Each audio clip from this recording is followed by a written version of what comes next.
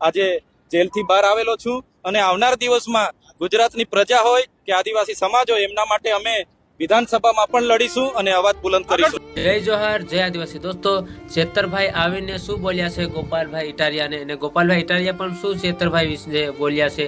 ને દોસ્તો, તમે પણ મારી જો ચેતરભાઈને સપોર્ટ કરતા હોય તો દોસ્તો આ વિડીયોને શેર કરી નાખજો દોસ્તો, કેમ કે ઘણા હમણાં આપણા આદિવાસી દોસ્તો હું ચેતરભાઈ વિશે વિડીયો બનાવું, ઘણા ગલત કમેન્ટ કરે છે. ભાઈ, હું તો વિડીયો બનાવીને સપોર્ટ કરું છું દોસ્તો, પણ તમે પણ આ વિડીયોને શેર કરીને સપોર્ટ કરજો દોસ્તો. ચૈતરભાઈ પ્રાંત આરે ચર્ચા કરે છે કે આ કોન્ટ્રાક્ટરો નહીં કેમ બેસાડ્યા છે સરકારી મિટિંગમાં, એવું ફરિયાદી કહે છે. એ પછી ફરિયાદીની ફરિયાદમાં એવું છે કે પ્રાંત સાથે વાત કરતા કરતા સીધો કે હાથમાં ગ્લાસ લીધો ને મને મારી લીધો. ચાહે સરકારી સાયકલ આપવાનો કૌભાંડ હોય, એને ચૈતર વસાવાએ ખોલ્યું. નકલી કચેરીઓ આદિવાસી વિસ્તારમાં ખોલીને અસલી ગ્રાન્ટો લઈને પૈસા ખાઈ જતા એ કૌભાંડ ચૈતર વસાવાએ ખોલ્યું. મનરેગાના નામે 2,500 કરોડનું કૌભાંડ આદિવાસી વિસ્તારમાં થયું, એ કૌભાંડ ચૈતર વસાવાએ ખોલ્યું. ટૂંકમાં ચૈતર વસાવાએ આદિવાસી વિસ્તારોમાં ભાજપની જે કઈ પોલમપોલ ચાલતી હતી એને રોકવાની કોશિશ કરી. એટલે હવે ચૈતર વસાવા ઉપર મહિનામાં એકવાર એફઆઈઆર થઈ ગઈ. સાચી વાત છે દોસ્તો ગોપાલભાઈની. દોસ્તો, આવું બધું કામ આવા ભાઈને નથી દેખાતું. આ ભાઈ કહે છે કે ચેતરભાઈ નથી, ચીટરભાઈ છે એમ કે છે દોસ્તો. આના ભાઈનો તમે વિડીયો જોઈ લો. ચેતરભાઈ પણ શું કે છે દોસ્તો, એ પણ તમે આગળ વિડીયો જોઈ લેજો. એટલે આવા લોકોને ઓળખી લેજો. ને ખાસ કરીને મારા ડેડિયાપાડાના લોકોને કેવું છે કે ચૈતર વસાવા જેવો ચૈતર વસાવા નહીં, ચૈતર ચીટર ગદ્દાર, એની અટક ગદ્દાર, વસાવા નહીં પણ ગદ્દાર, જે મહેશ વસાવા જોડે ગદ્દારી નથી કરી, ડેડિયાપાડાના લોકો સાથે ચીટિંગ કર્યું છે. એને શું શું ધંધા કર્યા છે, મેં એને ગુજરાતના કાર્યકારી અધ્યક્ષ બનાવ્યા, મેં મારા ધારાસભ્યના પીએ બનાવ્યા, આયોજન માટે કર્યું. અમે આ સંગઠન ભારતીય ટ્રાઇબલ કિસાન મજદૂર સંઘના એને પ્રમુખ બનાવ્યા.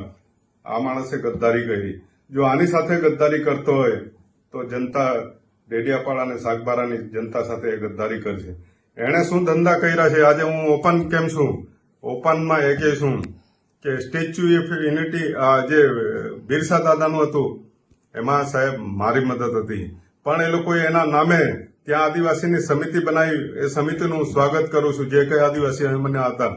પણ આણે જે આગેવાની લીધી એમાં કરોડો રૂપિયા એને ઉઘરાવ્યા છે. ત્યાં આગળ સ્ટેચ્યુના નામે જલ સે નળની અંદરથી લાખો રૂપિયા ઉઘરાવી લીધા છે. હું ચેલેન્જ હાથે કેમ છું, એને કઈ વાંધો નહીં, દાવો કરવો હોય તો કરે, પણ આવા ગદ્દારોએ સમાજ સાથે પણ ગદ્દારી કરી અને પૈસા ઉઘરાવ્યા. એવી જ રીતે એફઆરએ ના પૈસા એમણે ઉઘરાવ્યા છે, કરોડો રૂપિયા. આજે તમે પૂછ્યું, એની ઇન્કવાયરી થવી જોઈએ.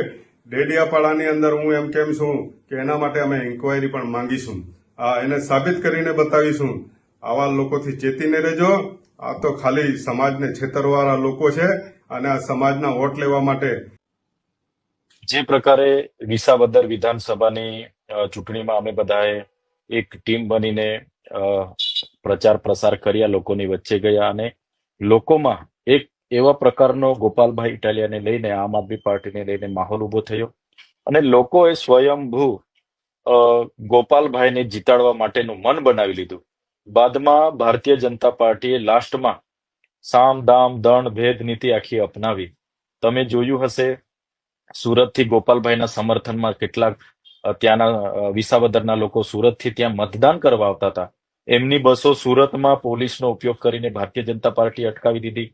કેટલીક બસોને અમરેલી ખાતે અટકાવી દીધી, કેટલીક બસોને વિસ્તારમાં પ્રવેશવા ન દીધી. એટલે એ પણ એક આખું મતદાનમાં ગોપાલભાઈ તરફી મતદાન ન થાય એવા તમામ પ્રયાસો કર્યા. એ પ્રકારના પ્રયાસો થયા. બીજા, ગોપાલભાઈને ઘણી જગ્યાએ રોકવામાં આવ્યા, ઘણી જગ્યાએ બૂથ પરના પ્રવેશબંધી કરવામાં આવી, ઘણી જગ્યાએ અમારા કાર્યકરો અને બૂથમાં બેસવા ન દેવામાં આવ્યા, ઘણી જગ્યાએ અમારી ટેબલ ત્યાંથી હટાવી દેવામાં આવી. એટલે એન કેન પ્રકારે ગોપાલભાઈને મતદાન ઓછું થાય એ પ્રકારના તમામ પ્રકારના પ્રયાસો આ લોકોએ કર્યા. તમે તો પૈસાની જે લેતી દેતી હતી એ પણ જોયું, દારૂની જે રેલમછેલ હતી એ પણ જોયું, બધી જ પ્રકારની. પણ અમે પણ તમામ મોરચે તૈયાર હતા.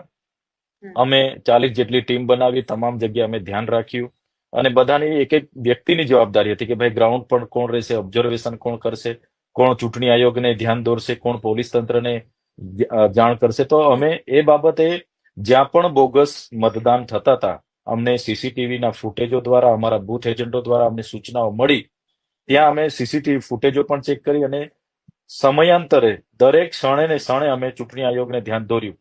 ચૂંટણી આયોગે પોતે જેટલી ઝડપી કાર્યવાહી કરવી જોઈએ એમણે કરી નથી અને પોલીસ તંત્રે તો જાણે મુખ પ્રેક્ષક બનીને ઘણી જગ્યાએ એમના ઈશારે કામ કરતી હોય પોલીસ, એ પ્રકારનું પોલીસ તો વર્તી રહેલી. તો એટલે જે વિસાવદર વોટિંગ થયું અને બૂથ નંબર 86 અને જે 86 માલીડા અને બૂથ નંબર 111 જે નવા વાઘાણીયાનું મતદાન આજે જયારે થઈ રહેલું છે, ત્યારે એવા તો કેટલાય બૂથોના અમે સીસીટીવી બંધ હતા એ પણ ફરિયાદો કરી, અમારા બૂથ એજન્ટો જેવી ફરિયાદો કરી છે, હજુ ઘણું પણ છે. છતાં ચૂંટણી આયોગે આ ફરિયાદ અમારી ધ્યાને રાખીને જે મતદાન કર્યું છે, તો આ તો વિસાવદરની જનતાનું અપમાન છે. શાંતિપ્રિય જનતા પર આ પ્રકારના દબાણો લાવવા, એમનો મતાધિકાર છીનવી લેવો, એટલે ચૂંટણી આયોગે બધી જ પ્રકારની કાર્યવાહી આમાં કરવી જોઈએ. નિષ્પક્ષ ચૂંટણી થાય, તટસ્થ ચૂંટણી થાય, એ ચૂંટણી આયોગની જવાબદારી છે, પોલીસ વિભાગની જવાબદારી છે. છતાં આ લોકો અમુક જે ભારતીય જનતા પાર્ટીની સરકાર હોવાના નાતે એ બાજુ ઢળી જાય છે, જેના કારણે આવા બધા બનાવો ત્યાં બન્યા છે.